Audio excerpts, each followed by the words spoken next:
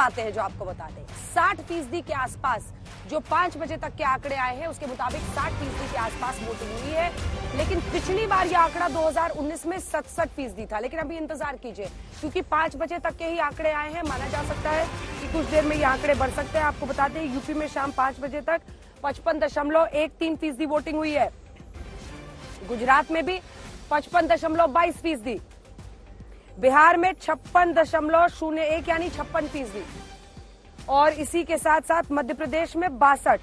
तो सबसे कम अगर हुआ है तो यूपी गुजरात में, बिहार में 56.1% ज्यादा है, मध्य प्रदेश में 62 है, महाराष्ट्र में सबसे कम 53% वोटिंग हुई है महाराष्ट्र में, और सबसे ज्यादा असम में, सबसे कम महाराष्ट्र में, सबसे ज्यादा असम में।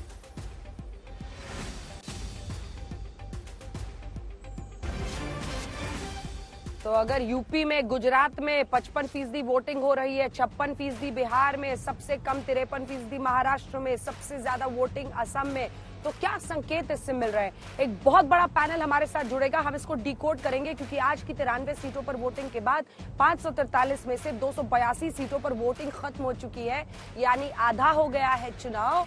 कौन इस वक्त है तनाव में, ये हम आपको बताएंगे चर्चा से, लेकिन पहले ये रिपोर्ट।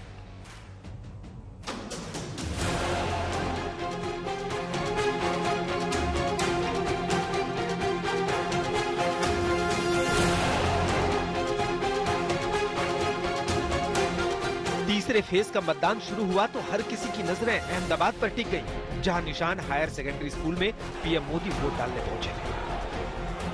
देश के गृह मंत्री अमित शाह प्रधानमंत्री के स्वागत के लिए पहले से वहां मौजूद। पीएम मोदी कार से उतरने के बाद अमित शाह के साथ पैदल लोगों का अभिवादन करते हुए बूथ तक पहुंचे और फिर मतदान किया।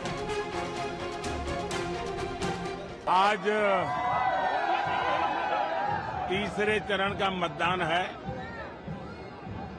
मैं देशवासियों को विशेष रूप से आग्रह करूंगा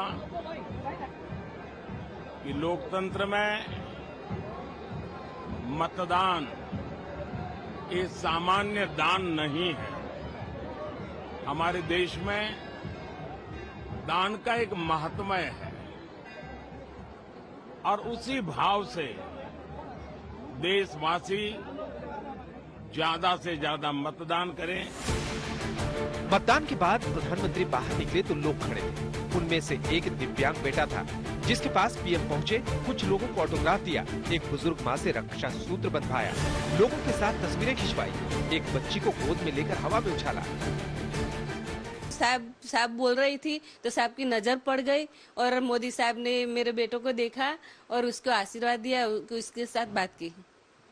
अंकित, आपसे क्या बात की पीएम जब आए हैं, क्योंकि आप देख नहीं सकते, आपसे क्या बातचीत हुई, क्या बोला उन्होंने? मोदी सर ने मेरा हाथ पकड़ा, नमस्कार किया और सिर पे हाथ रखा और उन्होंने पूछा कि आप कौन सी पढ़ाई कर रहे हो, आप पढ़े हो कि नहीं। तो मैंने बताया कि मैं सोशियोलॉजी एमए कंप्लीट किया है। तो उन्होंने बोला कि सब कुछ अच्छा हो जाएगा, इतना उन्होंने बात की और बहुत खुश थे और जय श्री राम भी बोले, जय श्री कृष्ण भी बोला। उधर कर्नाटक के कलबुर्गी में कांग्रेस के अध्यक्ष मल्लिकार्जुन खड़गे ने पत्नी के साथ वोट डाला। इसी बीच खबर आई कि कांग्रेस अध्यक्ष ने इंडिया गठबंधन के सहयोगियों को चिट्ठी लिखी और मतदान के आंकड़ों को देर से जारी करने को लेकर चुनाव आयोग पर सवाल उठाए। उन्होंने चिट्ठी में लिखा है, मतदान के अंतिम आंकड़े जारी करने में देरी और उस आंकड़े में पाई गई विसंगतियां इन चुनावों की स्वतंत्र और निष्पक्ष प्रकृति पर गंभीर संदेह उत्पन्न करती है। ये कोई साधारण चुनाव नहीं है, ये हमारे लोकतंत्र और संविधान को बचाए रखने की लड़ाई है। इस संदर्भ में लोकतंत्र की रक्षा के लिए अपनी आवाज उठाना और चुनाव आयोग को जवाबदेह ठहराना हमारा सामूहिक कर्तव्य है, ताकि वो अपने कामों को जिम्मेदारी से संचालित कर सके। कि जब ऑलरेडी आपके पास डाटा होते हुए भी आप क्यों नहीं अनाउंस करते? उसी दिन इन्होंने इतने वोट से जीता, इन्होंने और सर्टिफिकेट भी देते हैं। ये हमारा एतराज है कि इससे गड़बड़ी कुछ न हो। ये लोगों में संशय दूर करने के लिए वो लोग उसी दिन डाटा, शाम में पूरा डाटा देना चाहिए। ये दुनिया में ये दुनिया में सबको इसी तरह से पत्र लिखेंगे, सब पे विश्वास जताएंगे, चाहे वो इलेक्शन कमीशन हो, चाहे वो चुनाव आयोग हो, चाहे वो आरबीआई हो, चाहे वो सीबीआई हो, ईडी हो, इनको किसी संवैधानिक संस्था में यकीन ही नहीं रह गया है। ये जमात हो गए हैं फ्रस्ट्रेटेड। यूपी में जिन 10 सीटों पर वोटिंग हुई उनमें से वो सीटें भी शामिल हैं जिसे समाजवादी पार्टी का गढ़ माना जाता है। अखिलेश यादव ने पत्नी डिंपल के साथ सैफई में वोट डाला। वोटिंग के बाद उन्होंने बीजेपी पर हमला बोला। उत्तर प्रदेश में हर पेपर लीक हुआ जिसके बारे में आप कुछ कहना नहीं चाहते हैं, तो आखिरकार जनता वोट क्यों दे? आपने आय दोगुनी की बात कही, आय दोगुनी नहीं हुई। आपने 2 करोड़ नौकरी देने की बात कही, वो नहीं हुआ। तो आपके पिछले 10 साल में हर बात झूठी निकली, वादे झूठे निकले। कांग्रेस सपा इंडी गठबंधन जो है ना, यह देश की एक समस्या है, एक बीमारी है। बीमारी, इस बीमारी को जितनी जल्दी दूर कर देंगे उतनी जल्दी भारत विकसित भारत बन जाएगा। महाराष्ट्र के बारामती में ननद भौजाई की दिलचस्प लड़ाई को और दिलचस्प बनाने के लिए शरद पवार भी वोट डालने पहुंचे। इस बीच उनकी पार्टी ने चुनाव आयोग पर सवाल खड़ा किया। शरद पवार की पार्टी ने आरोप लगाया कि अजीत पवार की पार्टी ने महाराष्ट्र कोऑपरेटिव बैंक के फर्जी पासबुक को पहचान पत्र के तौर पर इस्तेमाल करके फर्जी वोटिंग की। देखो, बारामती में आज के दिन में अभी खुलेआम पैसे बांटे जा रहे हैं, कोई कुछ नहीं कर रहा है, कोई पुलिस भी नहीं रोक सकी।